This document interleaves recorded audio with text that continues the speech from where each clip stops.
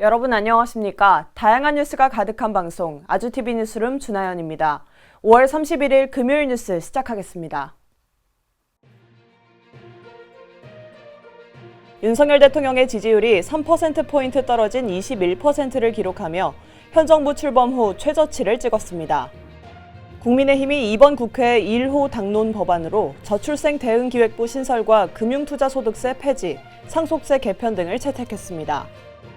민주당이 22대 국회 개원과 동시에 최상병 특검법을 재발의하며 윤석열 대통령을 특검의 표적으로 공식화했습니다. 대통령실이 종합부동산세 폐지와 상속증여세 완화 등 세금 제도의 전반적인 개선 방안을 검토하고 있습니다.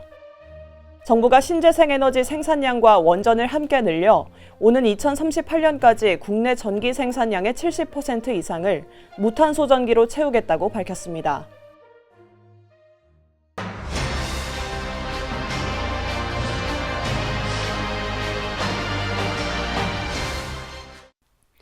윤석열 대통령의 지지율이 3%포인트 떨어진 21%를 기록했습니다. 이번 정부가 출범한 뒤 최저치입니다. 한국갤럽은 윤석열 대통령의 국정 지지율이 20% 초반대로 내려왔다고 밝혔습니다.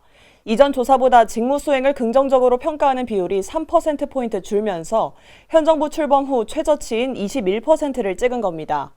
긍정평가 이유로는 의대 정원 확대를 꼽은 응답자가 14%로 가장 많았습니다. 반면 부정평가는 지금까지 중 가장 높은 70%로 나타났습니다. 그 이유로는 경제와 민생, 물가 방면에서 미흡했다고 본 응답자가 가장 큰 비율인 15%를 차지했습니다. 뒤이어 9%의 응답자는 소통이 미흡하다는 이유를 꼽은 것으로 알려졌습니다. 국민의힘이 이번 국회 1호 당론 법안으로 저출생 대응기획부 신설과 금융투자소득세 폐지 등을 넣기로 했습니다. 이와 함께 상속세 개편도 추진할 계획인 것으로 알려졌습니다. 국민의힘은 22대 국회의원 워크숍에서 저출생 대응 기획부 신설과 금융투자소득세 폐지 등을 22대 국회 1호 당론 법안으로 채택한다고 밝혔습니다. 이와 함께 배우자 출산휴가 확대 등 저출생 관련 공약을 실현하기 위해 아이돌봄 지원법 등 관련 법을 정비하기로 했습니다. 국민의힘은 또 민생을 살리기 위해 금투세를 없애되 지금의 주식 양도세 과세 체계는 유지하겠다고 전했습니다. 또 민생 살리기 패키지에서는 전세 사기 피해자 지원 관련법도 포함된 것으로 알려졌습니다. 국민 다수가 근본적 변화를 촉구한다며 상속세도 본격적으로 개편하겠다고 밝혔습니다. 특히 유산세를 유산취득세로 바꾸고 상속세율을 적정 수준으로 조정해 부담을 낮추는 등 정부와 협의해 상속세제의 변화를 꾀하겠다고 말했습니다. 민주당이 22대 국회 개원과 동시에 최상병 특검법을 재발의했는데요. 윤석열 특검이 돼야 한다면서 윤 대통령을 특검의 표적으로 공식화했습니다. 22대 국회 개원과 동시에 최상병 특검법을 재발의한 더불어민주당이 윤석열 대통령을 특검 표적으로 정조준하고 나섰습니다. 그동안은 산발적으로만 윤 대통령의 몸통설을 흘려왔지만 오늘은 지도부가 공식석상에서 윤 대통령을 직접적으로 겨냥했습니다. 해병대 수사단이 최상병 사망 사건 조사 기록을 경찰에 이첩하던 날 윤 대통령과 이종섭 전 국방부 장관이 통화한 사실이 알려지면서 윤 대통령도 수사받아야 한다는 게 민주당의 주장입니다. 민주당은 윤 대통령이 지난 국회에서처럼 이번 국회에서도 거부권을 행사한다면 정권 몰락을 재촉할 거라고 경고했습니다. 특히 장경태 최고위원은 대통령실 개입 사건이 대통령 직접 개입 사건으로 뒤집혔다며 해병대 특검은 윤석열 특검이 돼야 한다고 목소리를 높였습니다. 이 밖에도 당내에서는 윤 대통령이 재차 거부권을 행사할 경우 탄핵을 추진해야 한다는 의견도 나오기 시작했습니다. 대통령실이 종합부동산세 폐지를 포함해 세금 제도를 검토하고 있는데요. 상속세와 증여세도 대폭 완화할 것으로 보입니다. 대통령실이 종합부동산세 폐지 등을 포함해 세금 제도의 전반적인 개선 방안을 검토하고 있는 것으로 알려졌습니다. 최근 정치권에서 제기된 종부세 폐지에 대해 긍정적인 반응을 보이는 것으로 풀이됩니다. 앞서 더불어민주당 박찬대 원내대표와 고민정 의원, 국민의힘 추경호 원내대표 등은 종부세 폐지에 대해 찬성한 바 있습니다. 또 장기적 관점에서 종부세 폐지는 윤석열 대통령의 대선 당시 공약이기도 했습니다. 한편 종부세와 함께 상속증여세 제도를 개편해야 한다는 의견도 나오고 있습니다. 이에 따라 정부는 상속세 부담을 낮추는 방향으로 관련 제도를 검토하고 있는 것으로 전해졌습니다. 정부가 신재생에너지 생산량과 원전을 함께 늘린다고 밝혔는데요. 오는 2038년까지 국내에서 만들어지는 전기의 70% 이상을 무탄소 전기로 채운다는 계획입니다. 전력수급 기본계획 총괄위원회가 발표한 실무안에 따르면 정부는 오는 2038년까지 원전을 최대 3곳까지 새로 짓기로 했습니다. 이와 함께 차세대 원전으로 개발되고 있는 소형 모듈 원자로, 즉 SMR을 활용해 오는 2035년까지 미니 원전도 한 기 투입한다고 전했습니다.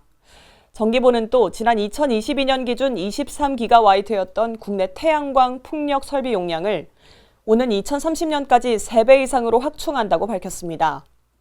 오는 2037년에서 2038년 사이에 설계된 지 30년을 넘기는 노후 석탄 발전소 12기는 전부 무탄소 전원으로 바꿀 예정입니다. 특히 주요 무탄소 전원인 원전과 신재생 에너지의 비중을 오는 2038년까지 각각 35.6%와 32.9%로 높일 계획입니다. 산업부 관계자는 앞으로도 재생에너지와 원자력의 조화를 확대해 탄소 중립에 적극적으로 대응하겠다고 설명했습니다. 지난해 남과 북의 교역액이 사상 처음으로 전혀 없었던 것으로 나타났는데요. 인적 왕래도 3년 넘게 끊긴 상태라고 합니다. 통일부에 따르면 지난해 남북 교역은 반입액과 반출액이 모두 없는 것으로 알려졌습니다.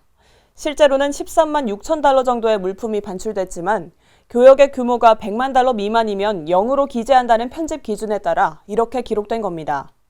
지난 1989년 집계가 시작된 뒤 교역액이 없었던 것은 지난해가 처음이며 남북을 오가는 인원도 전혀 없었던 것으로 확인됐습니다. BBQ가 원래 오늘부터 치킨 가격을 올릴 예정이었는데요. 정부 요구에 따라 가격 인상을 4일 뒤로 또 늦췄다고 합니다. 치킨 프랜차이즈 BBQ는 다음 달 4일로 치킨값 인상을 늦춘다고 밝혔습니다.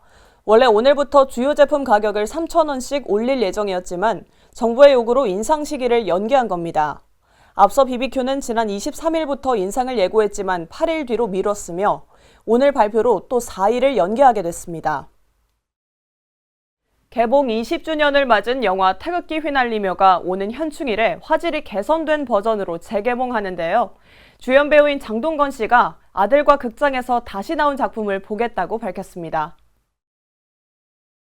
배우 장동건 씨는 자신이 주연을 맡은 영화 태극기 휘날리며가 재개봉하면 아들을 데리고 극장에서 같이 볼 것이라고 말했습니다. 태극기 휘날리며는 6.25 전쟁에 치열하고도 참혹한 전투를 그린 작품으로 올해 개봉 20주년을 맞아 다음 달 6일인 현충일에 화질을 보강한 4K 리마스터링 버전으로 재개봉합니다. 실미도에 이어 한국 영화 사상 두 번째 천만 영화였던 태극기 휘날리며는 잔혹한 전쟁에 대비되는 휴머니즘과 가족애를 잘 그려내 호평을 받은 바 있습니다. 이어서 날씨 전해드리겠습니다. 5월의 끝인 오늘은 전국의 하늘이 쾌청했는데요.